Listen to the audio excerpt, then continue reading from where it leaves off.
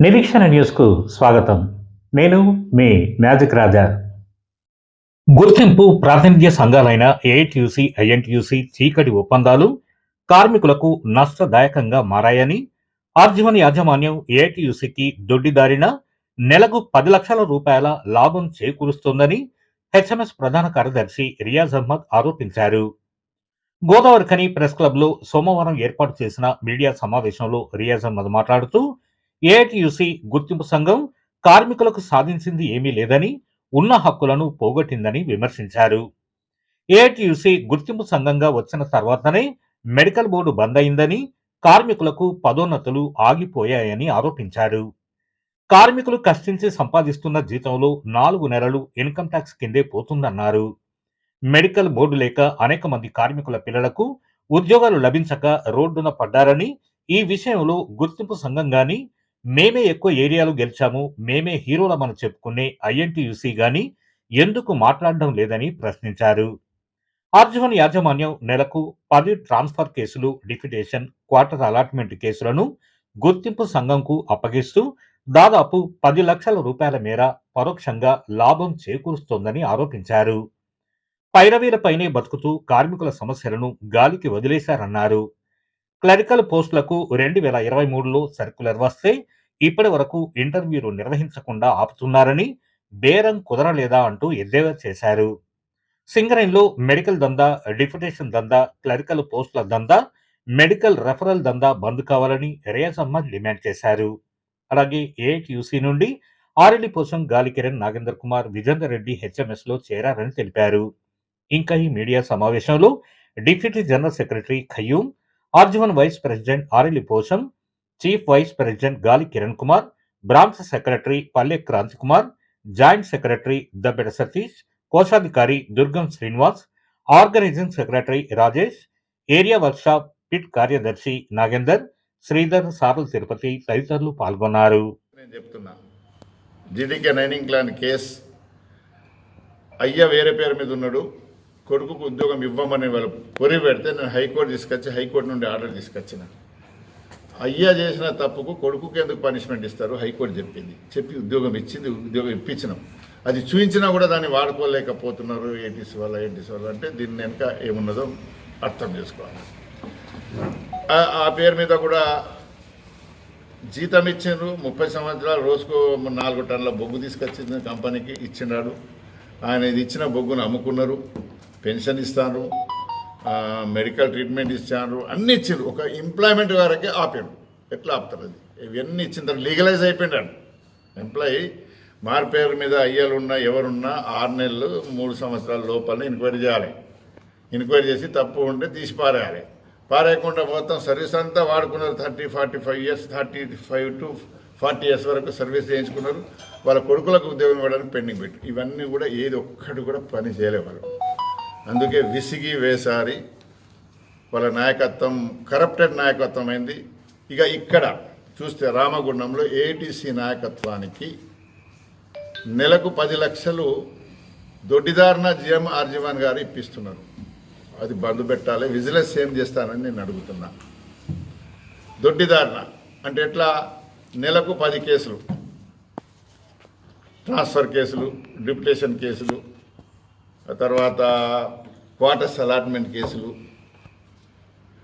ఆడవాళ్ళ దగ్గర కూడా డబ్బులు ఆడవాళ్ళకి ఈ ఏరియా నుండి ఆ ఏరియాకి ట్రాన్స్ఫర్ చేయడం, ఇటువంటి కేసులు గుట్టు చప్పుడుగా పర్సనల్ డిపార్ట్మెంట్ వాళ్ళు, జనరల్ మేనేజర్ ఆఫీసర్లు ఈయనకు ఇస్తారు ఏటీసీలు. అందుకే వాళ్ళు ఏం మాట్లాడరు, వాళ్ళకి ఆ పైసల మీద బతుకుతారు. వాళ్ళు మాట్లాడు. నెలకు 10 లక్షల రూపాయలు మినిమం ఆయనకు లంచాలు తీసుకోని ఈ కేసులు చేసి వాళ్ళను పెంచి పోషిస్తున్నారు.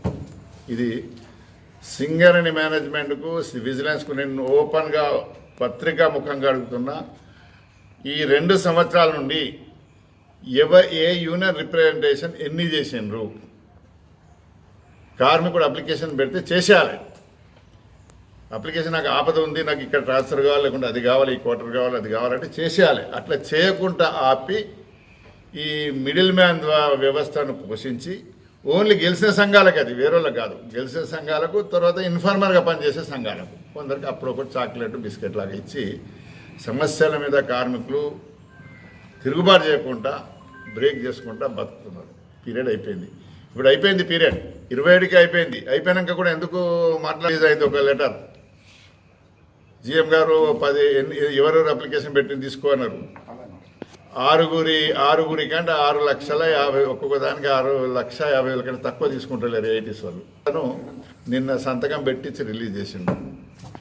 తర్వాత ప్రమోషన్ల విషయం వాళ్ళ కొడుకులకు వాళ్ళ చుట్టాలకు వాళ్ళు ఎవరికో రావాలని ఇచ్చిన ప్రమోషన్ కూడా క్యాన్సిల్ చేసిన దాఖలాలు ఇవాళ బయటికి వచ్చింది. అది వాళ్ళ కుటుంబ సభ్యులతోటి జిఎం ఆఫీస్ ముందు హంగర్ స్ట్రైక్ కూర్చుండబెడతా, నాకు ఇచ్చిన ప్రమోషన్ ఎందుకు ఆపి ఆయన క్యాన్సిల్ చేసి వేరొకరికి ఇవ్వడం, ఈయన బేరం కుదరలే. అది తర్వాత 2024 నాడు సంవత్సరంలో సర్కులర్ ఇష్యూ చేసింది. అప్పుడు 270 300 పైచలకు క్లరికల్ పోస్టులు ఉన్నాయని సర్కులర్ జారీ చేసిన. ఈ రోజు వరకు కూడా అది ఇంటర్వ్యూ పెడతలేరు. ఇంటర్వ్యూ పెట్టకుండా కాలాపని ఎందుకు కాలాపని ఇస్తున్నాం? బేరం కుదరలేదా? టాప్ మేనేజ్మెంట్కి అడుగుతున్నాను, బేరం కుదరలేదా? వాళ్ళు క్లర్క్ కోర్టుకు పోయినట్టు, కోర్టుకు ఎవరు పోలే, కోర్టుకు పోయినా కోర్టు స్టే ఇవ్వలే. ఇవాళ పెరిగిందంటే ఇప్పుడు 500 క్లరికల్ పోస్టులు ఖాళీ ఉన్నాయి. డిగ్రీ చదువుకున్న వాళ్ళు ఇంటర్నల్ సెలక్షన్ పెట్టాలి, పెడతలేరు, అది పెండింగ్ ఉన్నాయి. అన్ని పెండింగ్, ఏది కూడా చేస్తారు. క్లరికల్ సిబ్బంది పెండింగ్ ఉన్నాయి. ఓవర్మెన్లు 350 మంది ఓవర్మెన్లు పాస్ అయ్యే ప్రమోషన్ ఇవ్వాలి. 150 మందికి 60 మందికి ఎంత ఇచ్చింది కదా మన లాస్ట్ టైం. ఏ ఒక్కరికి కూడా ఒక సమస్య కూడా పరిష్కారం చేయాలి. అంటే వీళ్ళ దగ్గరకు వచ్చి మాట్లాడి బేరం కుదిరించుకుంటే, ఏఐటీస్ వాళ్ళ దగ్గర పోయి బేరం కుదిరించుకుంటే కొంతమంది ఆఫీసర్లు పంచుకొని సరే ఇది చేద్దామంటే ఇది చేస్తారు, బేరం కుదరకపోతే ఏం చేస్తారు. కనుక అది ఒకటి ఉంది. మెడికల్లో కంట్రోల్ చేయడంలో డాక్టర్లు ఫెయిల్ అయినరు. మేనేజ్మెంట్ కమిషన్ తీసుకుంటున్న మేము అలిగేషన్ వేస్తున్నాం మీ డాక్టర్ల మీద. రెఫరల్ కేసెస్లో మరి మీరు రెఫర్ చేస్తున్నారు, నా కార్మికునికి రెఫర్ చేస్తే అన్ని ట్రీట్మెంట్ ఇచ్చి రిలీవ్ చేయాలి, డిశ్చార్జ్ చేయాలి. చేస్తే ఆపుతాడు, నాకు బిల్లు రాలేదు, నువ్వు 1,50,000 రూపాయలు కడితే నీకు పేషెంట్ను రిలీజ్ చేస్తా, డిశ్చార్జ్ చేస్తా అని దొంగ డ్రామాలు నాటకాలు ఆడతాను. 10 కేసులు మేము మేనేజ్మెంట్కి చెప్పిన, మేనేజ్మెంట్ ఎందుకు స్పందిస్తలేదంటే వాళ్ళకి వచ్చిన బిల్లుల్లో 25% కమిషన్ దొబ్బుతున్నారో ఏమో అనేది మాకు అనుమానం ఉంది. లేకుంటే ఎందుకు ఇవాళ ఏ పేషెంట్ పోయిన తర్వాత కంపెనీకి ఇదే పైసలు ఇస్తుంది పోయి ఇవి నీ కట్టుకోవాలి మీరు. ఇవాళ ఒక సెక్యూరిటీ గార్డ్ అవస్థ పడుతున్నారని సెక్యూరిటీ గార్డులకు ప్రాబ్లం ఉంది. ఏం ప్రాబ్లం అంటే సెక్యూరిటీ గార్డ్ RG1లో సెక్యూరిటీ గార్డు పోస్టుల ఎలక్షన్ లేదు, క్యాబిన్స్ కట్టాలి. వాళ్ళు దుమ్ము ధూళిలో ఉండి దుమ్ము లోపలికి పోయి నిమోక్లేసిస్ డిసీజ్ వచ్చే పొజిషన్ ఉన్నది. అతనికి హైదరాబాద్ పంపిస్తే ఫలానా దవాఖాన పంపి అంటే దాని పంపించమంటారు ఫలానా దాని. ఏఐటీసీ కానీ ఐఎన్టీసీ కానీ బ్రోకర్ సంఘాలుగా మారినాయి. ఈ బ్రోకరిజానికి జనరల్ మేనేజర్స్, కొంతమంది మేనేజర్స్, కొంతమంది అండర్ మేనేజర్స్ ప్రోత్సహిస్తున్నారు. అందుకే సమస్యలు పరిష్కారం కాకుండా కార్మికులందరూ ఇబ్బంది పడుతున్నారు. కనుక సింగరేణి మేనేజ్మెంట్ను చక్కగా అవుతారా, మమ్మల్ని చక్కగా చేయమంటారా? ఇప్పుడు సమస్యలు సేఫ్ ఎదుర్కొనే శక్తి లేక మాలాంటి వాళ్ళకి పిలుస్తారు. కనుక పీరియడ్ అయిపోయింది, అందరికి విలువాల్సిందే అన్నది ఆల్రెడీ హైకోర్టులో కేసు వేసినాం, రేపమాపు వస్తుంది. ఇవాళ మాత్రం మన పోసన్నకు కంగ్రాచులేషన్స్, వెల్కమ్. మా కుటుంబ సభ్యులు కలిసి అట్లనే నాగేందర్ కూడా దాంట్లో కలిసిండు, మా కుటుంబ సభ్యులు కలిసిండ్రు. వీళ్లకు మన నిరీక్షణ న్యూస్ను వాచ్ చేయండి, లైక్ చేయండి, సబ్స్క్రైబ్ చేయండి, మీ మిత్రులకు షేర్ చేయండి.